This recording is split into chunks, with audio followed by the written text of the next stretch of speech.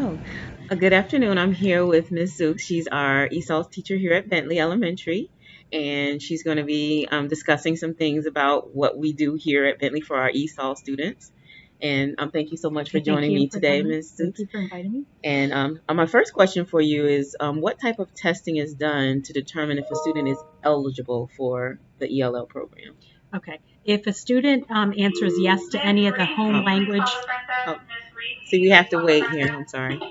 Okay, there we go. if a student, when they register for class for here enrollment, if they answer yes to the home language surveys, any yes, there's 3 questions, we automatically test them for ESOL. What we do is we do a WIDA screener, and Okay. it's an individualized test on the computer. It has a listening, speaking, reading, and writing component to it. Okay. And according to those test results, we determine, and their grade level, we Mhm. determine whether they qualify to receive ESOL services or not. Okay. Okay? When a student does receive the services, how long are they in the program? Like, how does that work? They start and then. When they get the screener, they Mhm. also are tiered. There's a Mhm. tier A, B, or C. Mhm. And according to their tier is the proficiency in the English language. Okay. So according to what their tier is, we determine what kind of support they need. Okay.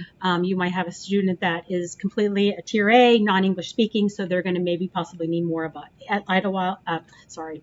at Bentley, we use more of a pull-out service. Okay. I also look at, with my lower grade, like second grade, I look at their reading level. Can they even read in their native language? What kind of vocabulary do they have? Okay. So determining, I put all those components together. We look here. I also looked at diagnostic, I-ready scores. We look at their PSI, or if it's kindergarten, their PASI. We look at their reading scores, all those things, teacher input. I put I'll gather all that together and determine how much service do they need. Do they need more of a pull out where we work on reading, vocabulary, more scaffolded? It could be anywhere from, I have students that I pull for an hour as opposed to students that are a tier C. They're doing well. They're on pretty much almost on grade level. They just need to build their vocabulary, but they're reading, they're comprehending. I-ready scores are on level or close to level. Then those kids I might push in, kind of check with them a couple times a week to see how they're doing, monitor, communicate with the teacher, work as a team, make sure they're still being serviced, but I'm just there to support when they need me. So it depends on the tier of the students and how much they need me. And then once they're in, is there like an exiting test that they take to get out of the program? Yes. Well, every year in the spring, this year we just did it in February, we take another test called the Access 2.0. And what we do is we administer this test to students, and the test is according to their tier, what kind of test they're going to be taking, according to their proficiency.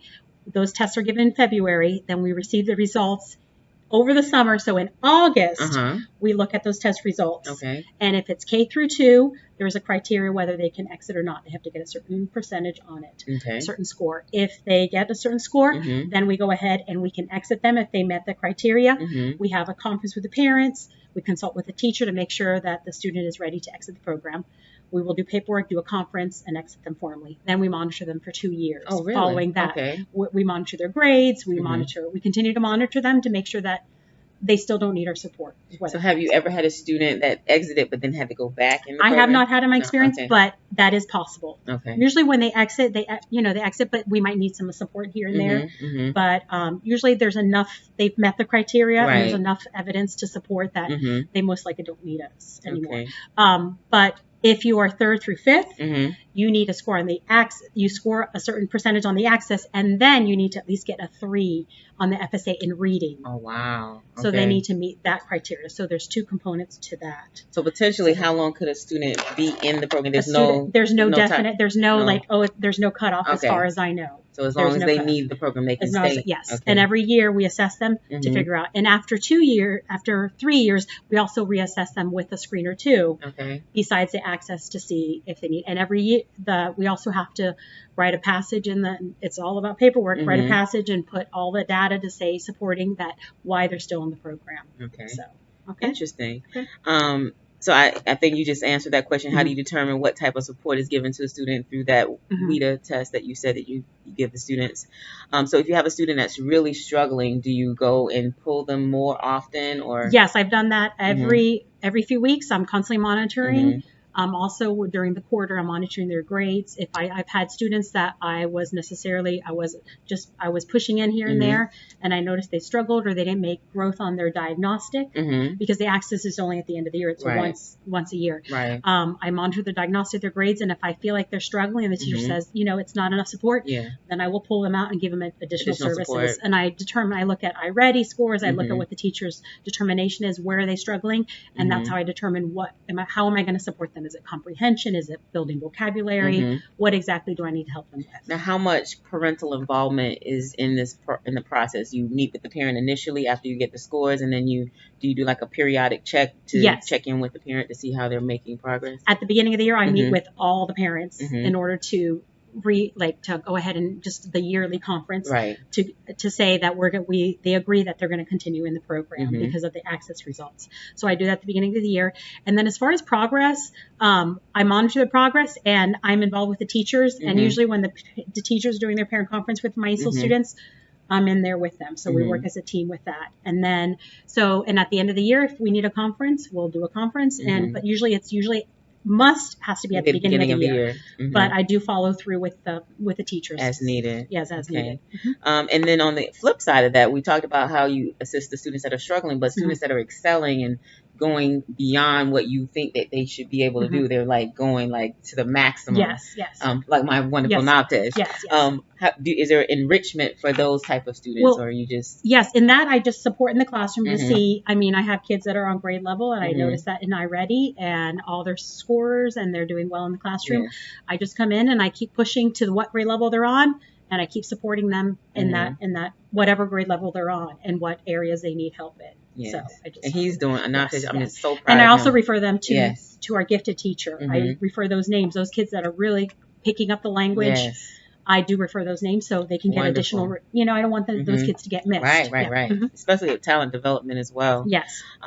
So it says, what methods do you use to communicate with parents? And you said parent conferences. Yeah, I'm in constant contact with and a lot of times I'm in contact with the parents more because they speak Spanish only. So I'm contacting them on behalf of the teachers. Right. So these parents do know me. All right. Yes. And my next question is, what do you think are the strengths of the ELL program here in Seminole County? I don't know if you've been in other counties or if it's I haven't been in other standard counties, but the strengths are, it's well organized, everything. There's a law and there's a method to everything. There's paperwork, that's a lot of paperwork involved. So there's certain deadlines and it's organized as far as, labeling the students as far as if they're LF, LY, like if they're exited, or if they're current students, if they're LZs, which means they're not part of the program. Everything is organized in that way. But areas that we do need improvement, I would say is, I would love some sort of curriculum for my non-English speakers. We do use iReady and we do use all these other methods, other strategies, like good teaching strategies, which are ESOL strategies. I mean, word bank, scaffolding, total physical response, anything, thinking maps, all that stuff, which is good teaching in my opinion. I don't think ESOL is any different from just good teaching. Right. But I would love for some sort of curriculum for those kids that come to school, especially when they're in the higher grade levels and they need that vocabulary, just basic vocabulary.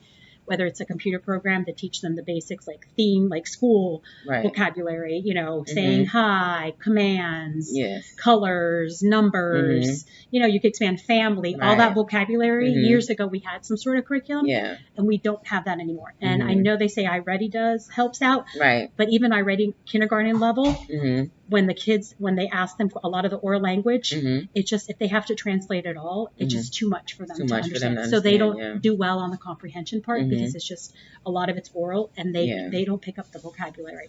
So we need something to help build that vocabulary so more structured for the students if we had that. So. All right. Well, Ms. Zeus, I thank you so much for your input today on our ELL program here at Bentley and overall.